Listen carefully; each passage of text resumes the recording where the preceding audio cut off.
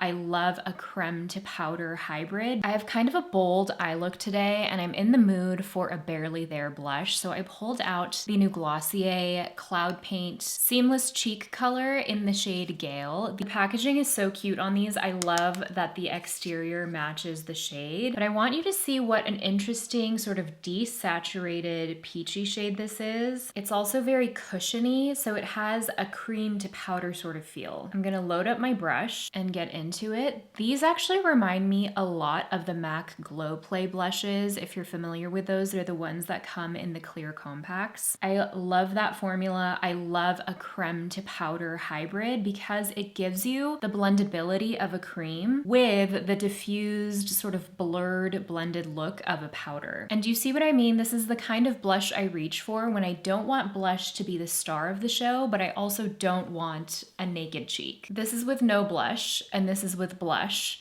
And it just adds a little bit of something without distracting from the eyes, which are kind of the star of the show today. Sometimes these kinds of formulas don't pick up that well with a brush, but actually this formula really, really does. And you can sort of tap and then buff out the edges to blend. So that is the shade Gale. These are all the other shades. There's a huge range from light to deep. This is actually called the Cloud Paint Plush Blush. I'm sort of feeling something a little bit even cooler toned, so I'm going to go in with Billow. I know that looks shocking in the pan, but it's the kind of shade that once it's on your cheeks and blended out, just looks like a really light, fresh pink. And it's just kind of cooling down the look a little bit, just so it's a little bit less peachy.